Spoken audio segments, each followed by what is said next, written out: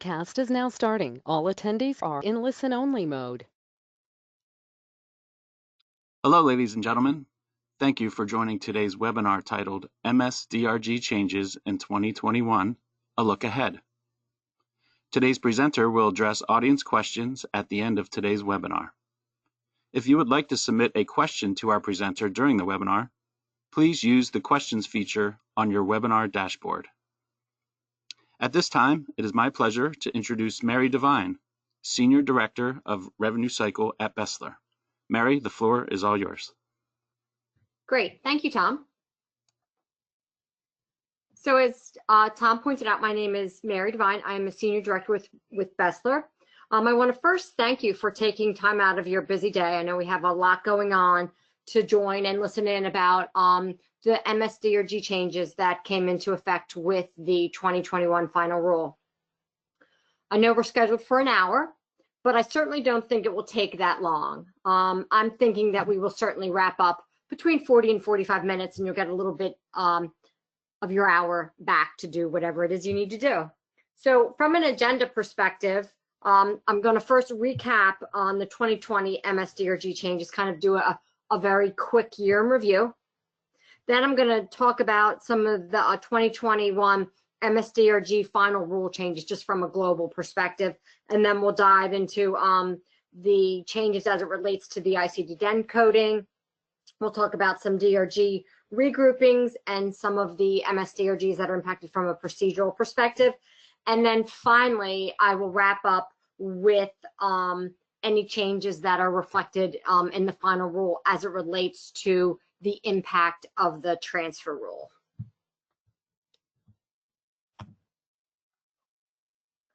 So, as I'm sure you are all aware, annually, CMS proposes changes to the inpatient prospective payment system, IPPS as we know it, rules that can impact how IPPS facilities are reimbursed from Medicare, either positively or negatively. And I think that we also have to add in that this also is for Medicaid.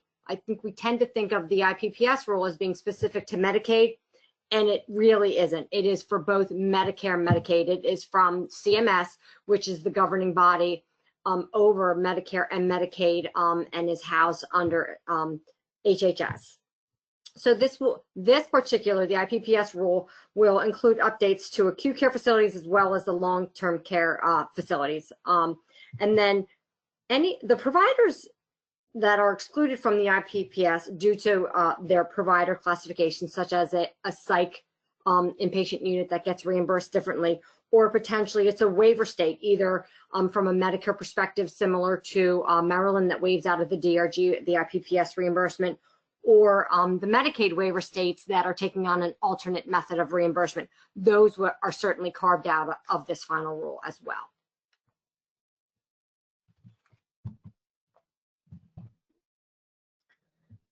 So CMS publishes the final rule every year in early September and is effective on October 1st, 2020. So again, this is done on an annual basis, and usually the final rule comes out in August. It was a little late this year. It's a strange year. Why not? Why shouldn't it come out late? It came out September 1st this year. And the final rule is based on the proposed rule and any updates due to comments provided. The final rule provides updates to reimbursement, MS-DRGs, and the ICD-10 coding. It also includes quality reporting for Medicare and Medicaid, which for promoting interoperability program requirements for eligible hospitals and critical access hospitals.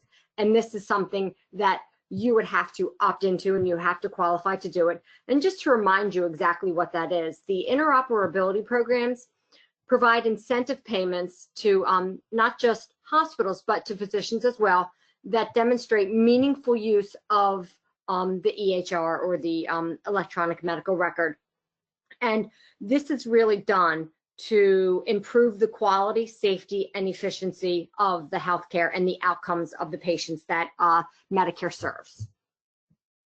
And in addition to that, there's also performance standards for value-based purchasing, or VPP, and updated policies for hospital readmissions and hospital-acquired conditions, or otherwise known as HACs.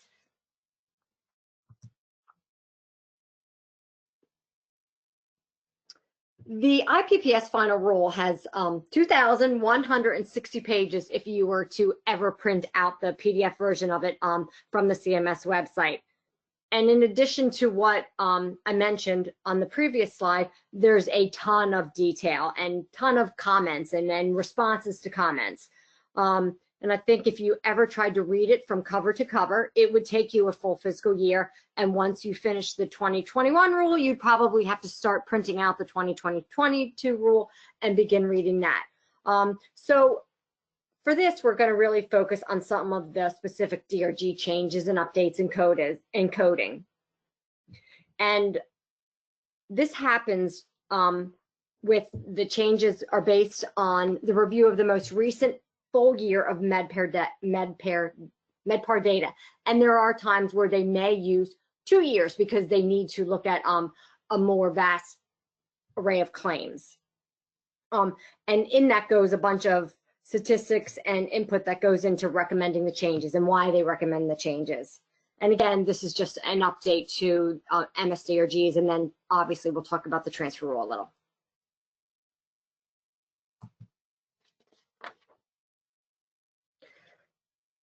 So changes that occurred in 2020. I thought it would be helpful to do a real quick year in review. I know we have been in 2021 as it relates to federal fiscal year for 20 days now, since it went into effect October 1st. And most of you have already submitted claims based on the 2021 pricer, and you're likely at this point to even have received some reimbursement back since we are at the 20th day. So it will be quick, and then we'll go ahead and jump right into 2021 and some of the changes that occurred for this fiscal year. So here we go, a year in review. There was an estimated $3.4 billion increase in CMS payments. This represents a 3.1% increase over 2019. During 2020, the DRGs remained constant at 761. In 2019, there were also 761. There were 28 DRGs added, and then obviously there were 28 DRGs deleted, since it remained constant from 19 to 20 at 761. There were 278 DRGs that were in fact impacted by the transfer rule. If you submitted it with a dish status code that indicated transfer, you would receive a per diem payment for 270 DRGs. This represents a drop in 2 DRGs from the previous year. And to be honest, this is the first drop seen in many years. You know, ever since the rule went into effect in the late 1990s, there has been a steady climb from 10 DRGs up to 280-ish. And so again, for 220, there was that nice little drop. There were 2 DRGs that were removed from it. It was DRG 273 and 274, and they were impacted by the rule in 2019. But when they did the review and they looked at the MedPAR data, they determined that these 2 DRGs were no longer being transferred 55% of the time. And I'll go into a little bit more detail about that later on, but again, these accounts were not impacted by the rule in 2020, and these were percutaneous intracardiac procedures with and without MCCs. So again, it was determined that patients are not typically transferred for these 2 DRGs, and they were removed. Again, very quickly, ICD-10 changes in 2020. There were a total of 252 diagnosis codes were added for 2020, and this is net of 273 additions, and then 21 codes that were removed or determined to be invalid.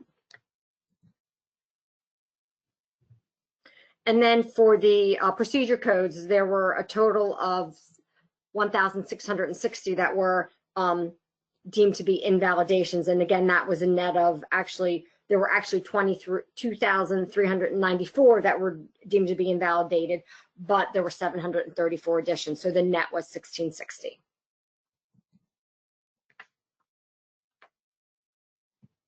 All right, so jumping ahead and looking at 2021, from an MS-DRG and ICD-10 final rule changes, And I think at this point, all of us are beyond ready to put 2020 behind us and jump into 2021.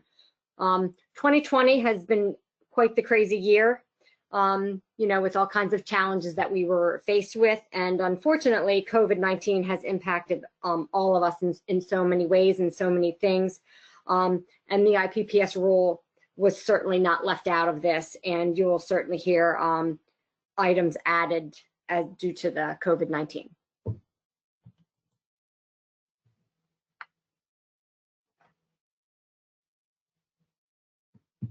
So just some pieces about the 2021 final rule that was issued in September.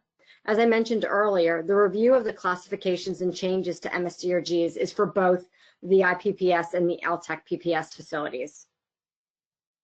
The complexity of the ICD-10 codes has brought the annual review and has allowed a lot longer extended period for comments, and it extended to November 1st.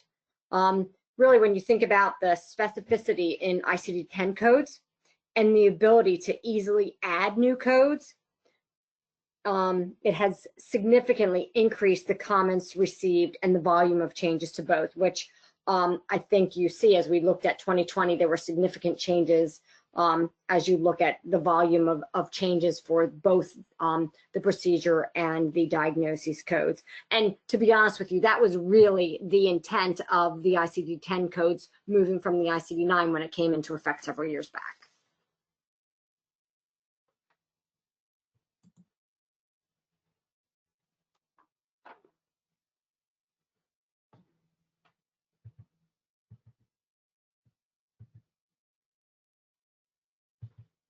Okay, so there was a duplication there, so I apologize for that. So when you look at the changes for 2021, there were 761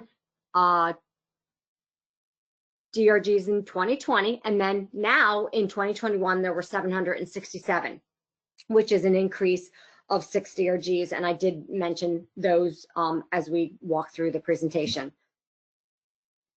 There are now 42 DRGs that will result in an add-on payment to the DRG. And I just want to talk about add-on payments just for a little bit. The add-on payments are included in the DRG payment for new medical services and new technology. And the add-on payment occurs based on the proper coding and resulting in that particular DRG. Additional note to add on the add-on payments is there is a couple add-on payments for certain antimicrobial products in light of the public health crisis. And when you talk about, again, the volume of increases to providers, when you look at 2021, there is an increase of Medicare reimbursement by $3.5 billion in 2021. And it has an impact of 2.7% increase versus in 2020, it was a 3.1 increase, but there was only $3.4 billion that was going out to a new reimbursement going out to the providers.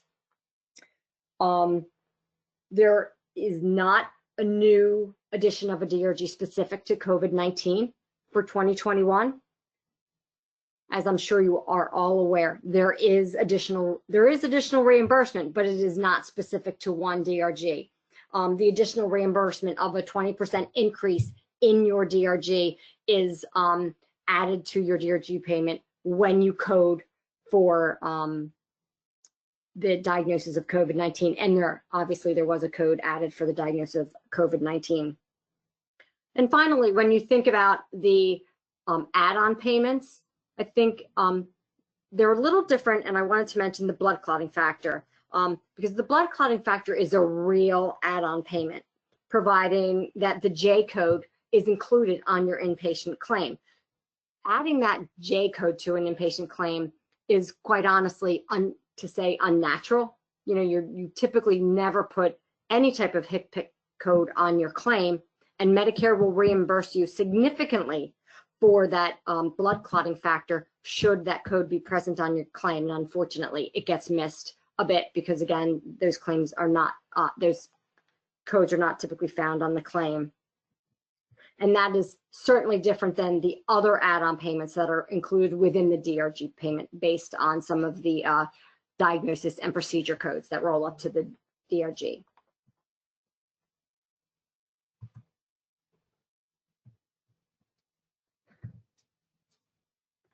So speaking about the ICD-10 diagnosis codes, there were 446 new ICD-10 diagnosis codes added, and there were 63 that were deleted or invalidated. And we certainly don't have enough time or attention span to discuss all the new codes that were added and deleted, but I did certainly want to point out some significant ones. They added codes for vaping-related disorders. They, as I mentioned, they added the one for COVID-19. And then there are specific diagnosis codes related to the CAR T-cell trials that would indicate that a patient was involved in a CAR T trial and would be monitored that way. And I think the biggest update, which I did mention, is the timelines of implementing a needed diagnosis or procedure and allowing for the comments to extend and then also get the codes implemented sooner. So there was a real concern from a comment perspective that without the proper codes, there could be delays in receiving care and treatment. And providing there was a strong and convincing need, they would roll those new codes out April 1 versus waiting until October 1.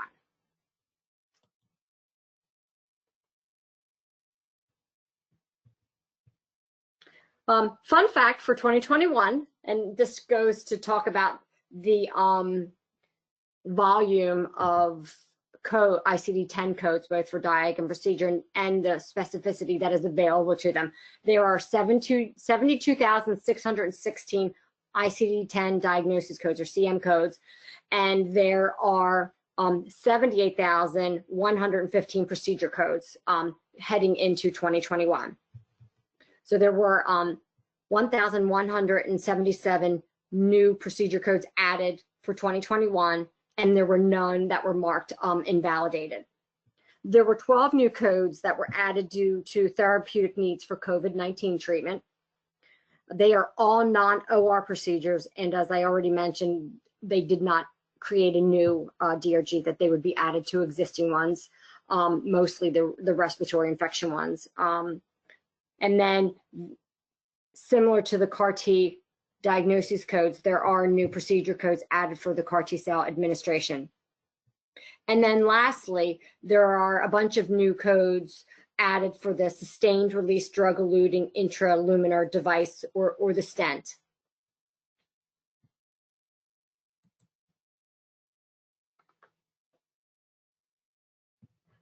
So now to jump into the DRG regroupings. As a quick refresher, DRGs are grouped on whether they are medical or surgical, amongst other many different reasons, but those are two big groupings.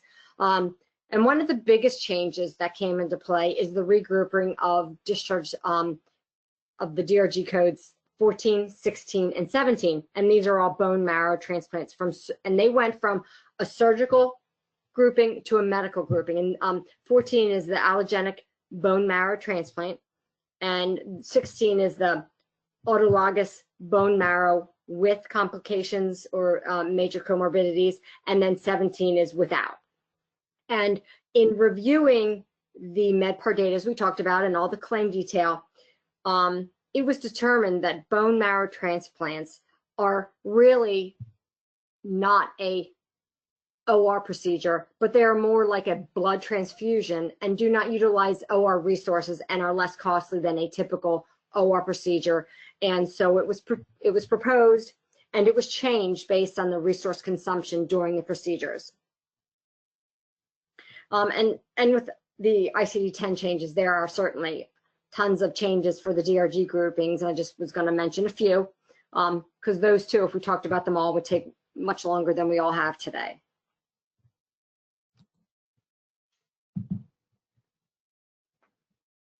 So to talk about some of the procedure changes for MS-DRGs. A big one is the MS-DRG changes in CAR T-cell therapies. So sparing you too much of the clinical verbiage and detail, but the CAR T cell is chimeric antigen receptor, and these are T cells that are engineered to produce an artificial T cell receptor, and this is used for immunotherapy to fight cancer.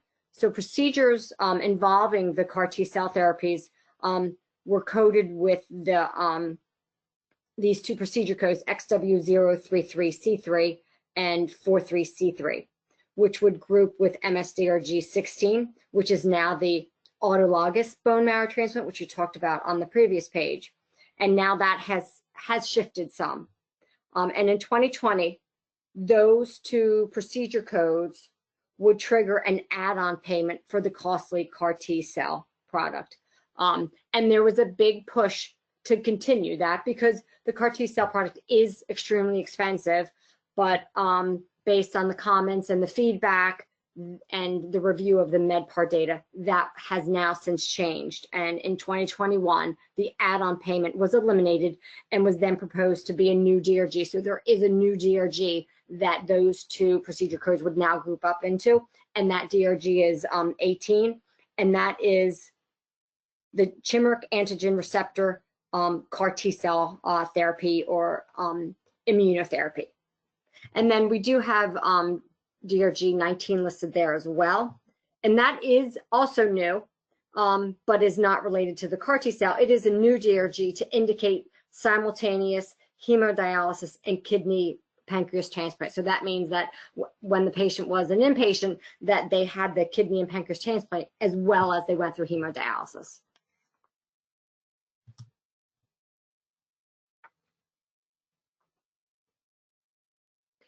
Another significant change that came about with the MS-DRGs is the change in endovascular cardiac valve replacement and supplement procedures. Again, sparing some of the clinical detail wrapped around this, it was proposed that revisions to 266 and 267, which are, again, the endovascular cardiac valve replacement and supplement procedures with and without MCCs, respectively, be combined to allow the removal of the level of cardiac failure. And in the comments section, what was really there was that the MCC was really just describing the type of cardiac failure that it was. So from the perspective of the MCC it was exacerbated heart failure. And their statement was, you can have a cardiac valve replacement, whether it be a chronic heart failure or an exacerbation. And if there's only one MCC, and that is the exacerbation, you're really just describing what the type of heart failure was and not necessarily an MCC. So, well, anyway, that was denied, and the DRGs will remain separate and allow the level of cardiac failure coding to continue as it is. And when they reviewed the claim data, they first looked at 2019, and they felt that there was, they wanted to look at more. So this is the time period when they looked at 2018 claim data, the MedPAR for 266 and 267, and it was determined that the use and the cost of both DRGs was much more appropriate than combining them, and they found there to be a $2,000 cost difference between the MCC with and without subgroups, and they also found that much of the time there was at least a 20% cost difference between those two DRGs, so it was kept separate to accurately track costs and outcomes.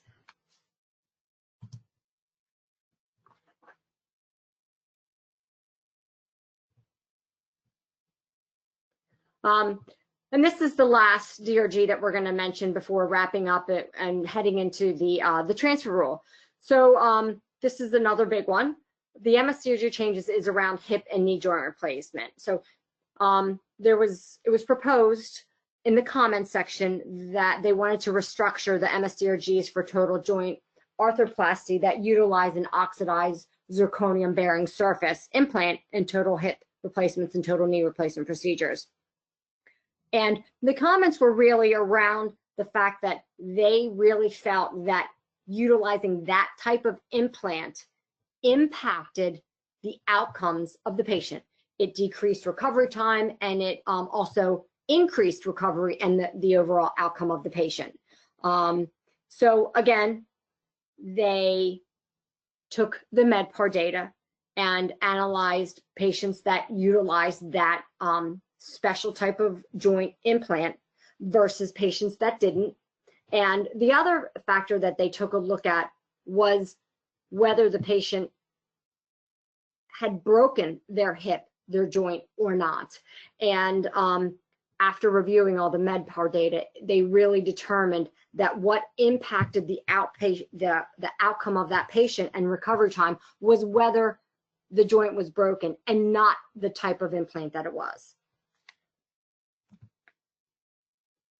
So the current DRG is for total hip and knee, and actually it's not just hip and knee, but ankle as well, is with the MCC and CCs with 469 and 470. So the 469 is with MCC, CCs, and the 470 is without. So in 2021, they proposed DRGs 521 and 522, which was specific to hip replacement due to hip fracture with MCCs and CCs accordingly. And again, this is specific to hip and not hip or knee or ankle. And so they really felt that the analysis of the MedPAR data was conclusive, and it was the presence of a fracture. So this really brings to light that based on all the specificity of the ICD-10 code and the detailed claim data allows the level of analysis needed to determine what impacts outcomes and what is best for patient recovery.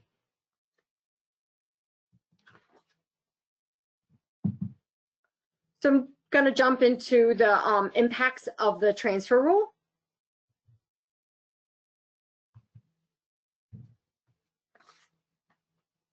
So as another refresher, the transfer rule policy in sections 412.4 states when a patient is transferred and the length of stay is less than the geometric mean length of stay for the MS-DRG assigned, the transferring hospital is largely paid based on a graduated per diem rate for each day of stay up to the full DRG payment if the patient had been discharged and not transferred.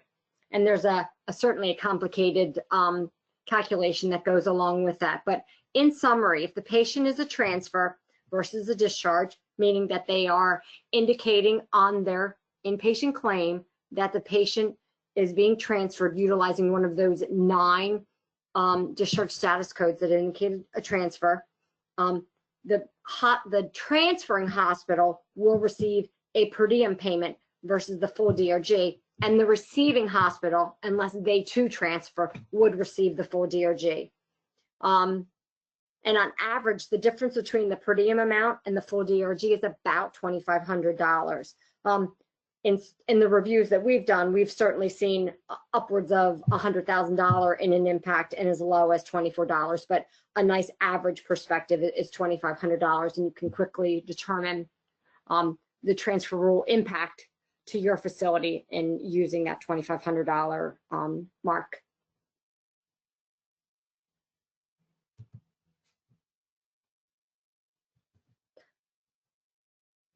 So each year, CMS reviews the most recent complete year of MedPAR data, just like for all the other changes in the rule and determining whether DRG should be changed or not. And they evaluate whether a DRG should be impacted by the rule. And if it is impacted by the rule, then again, you get that you will receive the per diem payment. And even though this went into effect in the late 90s, it wasn't until 2004 where they have this initial grouper listing for the initial DRGs and published it, because there were only 10 DRGs when it first came out. And again, now we're up to 280 once again. And newer Gs are added based on the review of the most recent MedPAR data. So all DRGs with a discharge status of O2, not just the ones with the 280 DRGs, but any DRG is impacted, providing that you coded an O2, indicating that they're going off to receive an inpatient care at another inpatient facility. And so I'm going to quickly talk about and show the selection process, as complicated as it might be.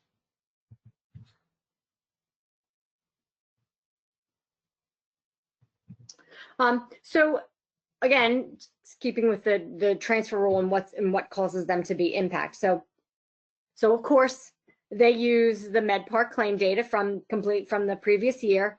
And if the MS-DRG's total number of discharges to post-acute care, again, indicated by the 9 transfer discharge status codes, equals or exceeds the 55th percentile for all MS-DRGs, and the proportion of short stay, so that short stay means that it is below that geometric mean length of stay, is again at the 55th percentile of all the MS-DRGs billed for that particular year, CMS will apply the post-acute care transfer policy to that DRG and to any other ones that share the same base MS-DRG. So if you think back to the 273 and the 274, when we talked about the percutaneous therapies, we decided that for the cardiac CAS, we said that they were deemed to be not transferred. So the analysis was done for the 2020 IPPS final rule, and it was determined that most of these patients are not transferred. And in fact, probably most of these patients are not even admitted. So they were removed from the list and not considered transfers. And really, if you step back, the selection process of the DRGs is not the important piece.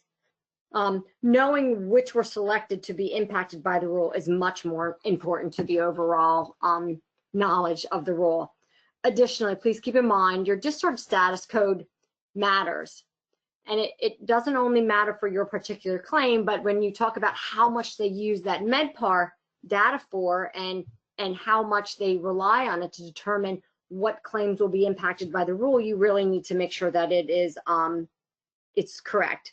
And although they do a great attempt with editing to prevent overpayment accuracy and making sure that your discharge status code is correct, they don't do that for an underpayment. So if you code something as an 03 and they're really not receiving skilled care, maybe that DRG will be impacted next year if it wasn't this year.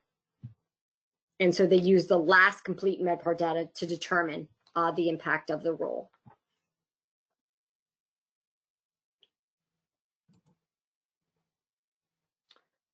So in 2021, there are now 280 DRGs again impacted by the rule, and the only additions are the hip replacement. It is the 521 and the 522, and the 469 and 470, which we referenced to be the original hip and knee and ankle.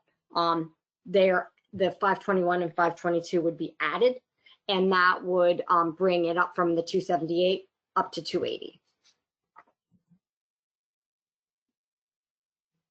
So in summary, there are no other changes to the transfer rule for 2021. The same 9 discharge status codes from 2020 remain as transfer discharge status codes for 2021.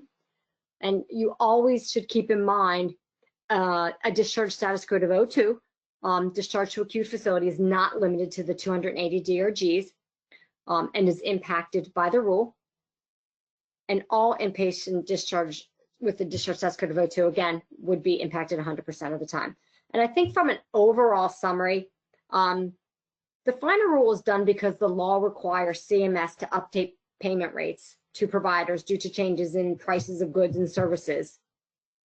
And so it's want to make sure that it's covering the cost of treating that patient, and regulations are updated. And as an example, the add-on payments alone for 2021 with those 42 DRGs that are having add-on payments added, that will bring providers $874 million in 2021, which is a significant chunk of change. And then finally, I wanted to make reference to where all this information is available.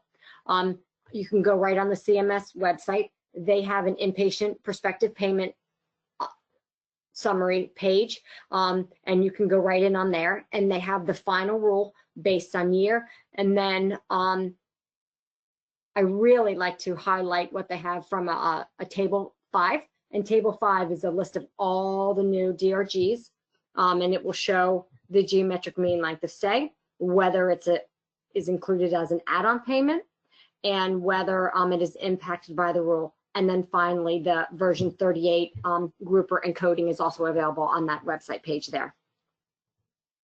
And that is it. Thank you very much for your time. And then I just wanted to take 2 seconds and ask if anybody had any questions, if they wanted to get those in. And then certainly make mention of the fact that BESLER offers a suite of contingency-based services to ensure optimal post-bill recovery, and looking at making sure that your transfer DRG claims are appropriate, and underpayment validation service can be performed even if you have an existing vendor or internal process in place. It never hurts to take one last look at making sure all your reimbursement that you are entitled to, that Medicare has given you with the increase in the $3.5 billion for 2021, and making sure that you are getting your cut of that. And this really can happen with little IT involvement to get started.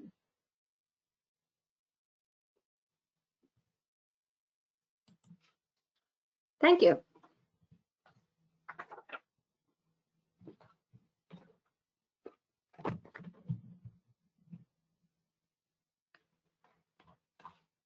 So we do have just a couple questions that came in, and I was going to go ahead and read those and answer them. So in understanding the discharge status code can impact reimbursement and can impact the volume of DRGs impacted by the rule, how can we validate they are accurate? I think that is mentioned in the last couple slides that, you know, I'm sure you are all doing a retrospective review, but if you're not, I would highly recommend to do a retrospective review to make sure that the code that you put on your claim is using the example of the discharge status code of an 03. Not only do you want to make sure that you are receiving full reimbursement if that is impacted by the rule, but you want to make sure that it is correct, as it may impact your reimbursement for next year. Good question.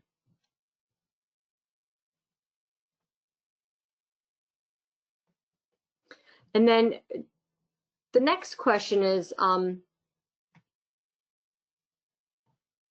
does the transfer rule include home with home health services? Absolutely. So the home with home health services, CMS always require you to code to the highest level that you are aware of. So a patient is going home, in fact, and 06 is impacted by the rule. So you can't just code an 01, you would have to code an 06. If you coded an 06, your claim would in fact reject, and you would have to fix that. And unfortunately, Palmetto is beginning to reject the C72s, and you would have to fix that by paper. So you want to be real careful in how you code your claims at time of discharge, and making sure that you're coding to the highest level that you know.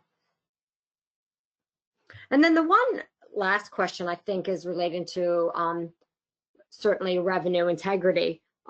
How can we ensure we are getting the 20% due on our COVID-19 cases? So again, just to refresh, COVID-19 does not have its own DRG. It is indicated on your claim by utilizing the new COVID-19 diagnosis code.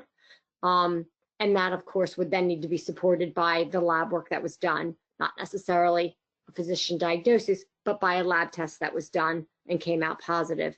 And certainly any revenue integrity program should be able to run that through and make sure that you're capturing it, or see reasons to believe that it should be on your claim.